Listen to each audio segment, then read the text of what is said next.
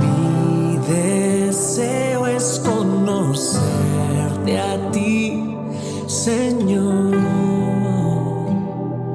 Jesús. Mi deseo es conocerte a ti, Señor Jesús.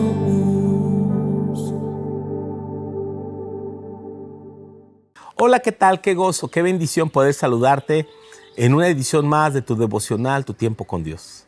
Quiero invitarte para que compartas este devocional con otros y por favor haz tu devocional de manera personal y que este video sea un complemento a tu meditación. Adquiere tu TCD en www.duranolatino.org. Durano va con doble N, así como aparece en la pantalla, para que puedas adquirirlo y ponerte en contacto y en tu ciudad, en tu país, puedas tú obtener tu devocional impreso. Acompáñanos en la lectura que en este día corresponde en 1 Corintios capítulo 5 versículos 1 al 13. Por la santidad de la iglesia. De cierto se oye que hay entre vosotros fornicación, y tal fornicación cual ni aún se nombra entre los gentiles, tanto que alguno tiene a la mujer de su padre. Y vosotros estáis envanecidos. ¿No debiera más bien haberos lamentado para que fuese quitado de en medio de vosotros el que cometió tal acción? Ciertamente yo, como ausente en cuerpo, pero presente en espíritu, ya como presente he juzgado al que tal ha hecho. En el nombre de nuestro Señor Jesucristo, reunidos vosotros y mi espíritu, con el poder de nuestro Señor Jesucristo, el tal sea entregado a Satanás para destrucción de la carne, a fin de que el espíritu sea salvo en el día del Señor. ¿No es buena vuestra jactancia? ¿No sabéis que un poco de levadura leuda toda la masa? Limpiaos pues de la vieja levadura, para que seáis nueva masa sin levadura como sois, porque vuestra Pascua, que es Cristo, ya fue sacrificada por vosotros.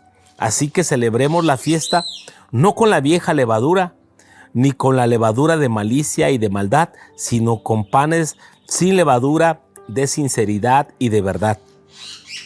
Os he escrito por carta que no os juntéis con los fornicarios, no absolutamente con los fornicarios de este mundo, o con los avaros, o con los ladrones, o con los idólatras, pues en tal caso os sería necesario salir del mundo.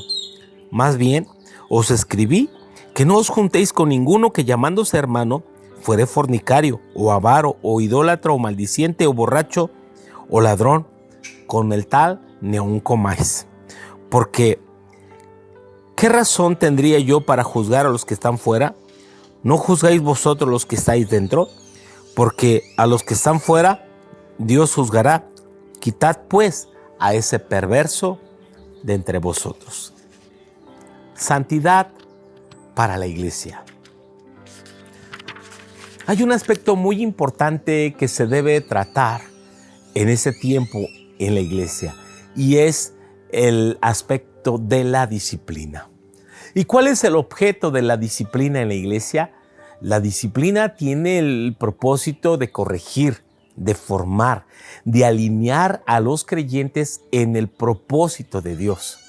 Y la disciplina tiene un fin restaurador, no un fin destructor.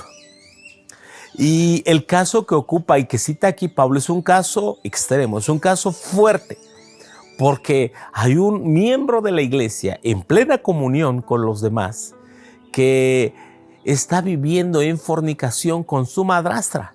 A eso se refiere, con la mujer de su padre. Y parece que ese asunto no parece preocupar a la iglesia.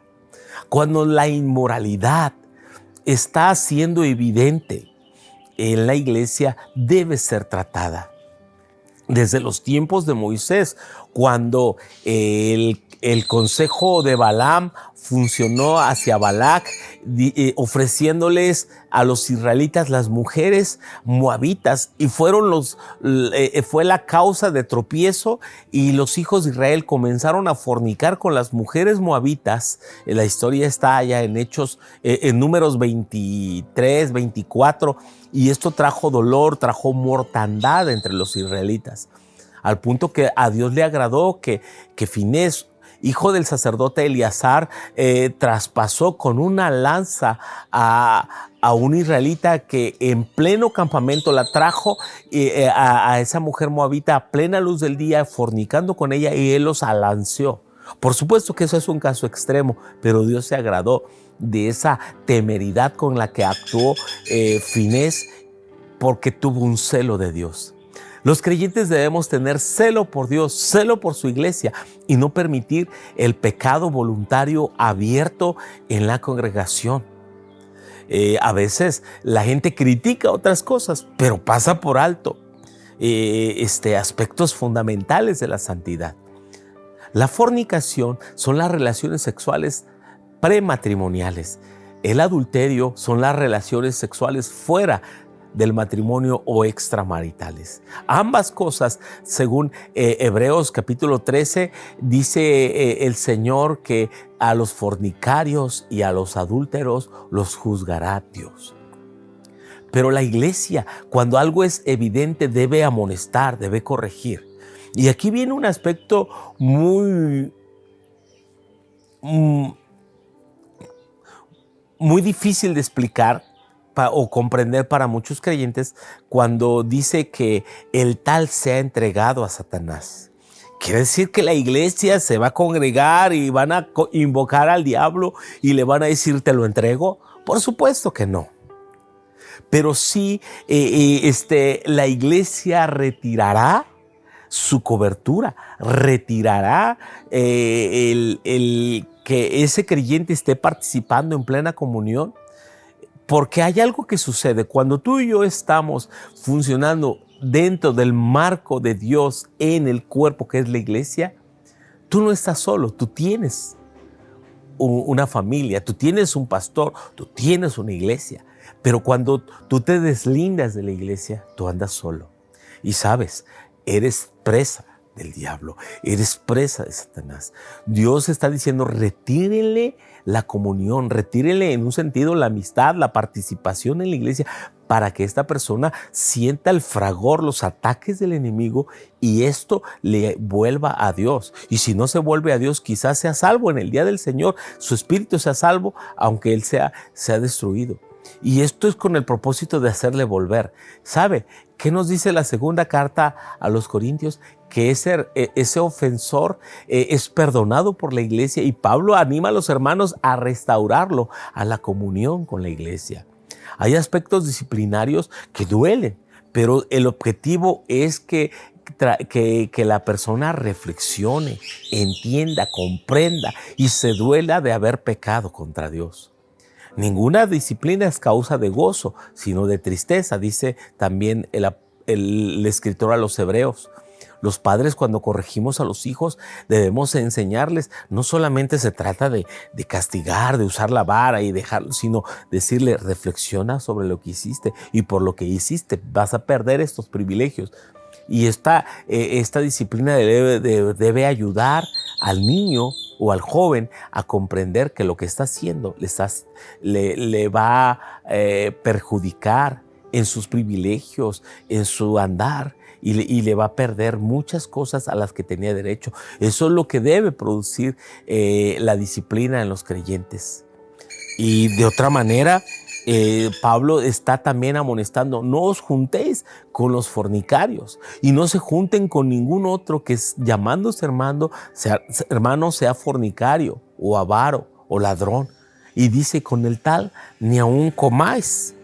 Ciertamente Dios juzgará al mundo por sus pecados. No obstante, nuestro deber como creyentes es examinar la congregación y purificarla con la autoridad de la palabra. Porque, mira, no podemos andar en plena amistad con aquel que no está honrando a Dios. No quiere decir que lo vamos a odiar, pero no podemos hacerle partícipe. Yo he tenido que hablar con creyentes, he tenido que hablar con pastores y decir, mira, mientras tú no corrijas este aspecto de tu vida, tú no puedes participar con nosotros. Y eso es justo, eso es correcto. Te aliento, te amonesto, te exhorto en el Señor a que corrijas este aspecto de tu vida. Se trata de eso. Cuando disciplinamos a alguien en un ministerio, sea en enseñanza, sea en alabanza, sea en un servicio que está diciendo, corrige este aspecto para que funciones bien, porque somos canales por los cuales fluye la gracia de Dios. Y mira, cuando dejamos que esos pecados sean permitidos en la iglesia, esos pecados contaminarán a todos. Si somos líderes, si somos pastores, nuestro deber es amonestar y corregir. Y la iglesia junta estar de acuerdo de que esto es para su protección y para su sanidad. Esto obviamente no gustaba a los corintios. Sin embargo, Pablo le llama a esto perversos, a estos perversos que se hacen llamar hermanos y toleran el pecado. Esto no debe ser. La iglesia es la clave para mantener la santidad en la congregación y los pecados de sus miembros, a la luz de los parámetros bíblicos, aplicando la disciplina y la exhortación. Caminemos en santidad, caminemos en libertad, en el nombre precioso de Jesús. Amén y amén. Que Dios te bendiga.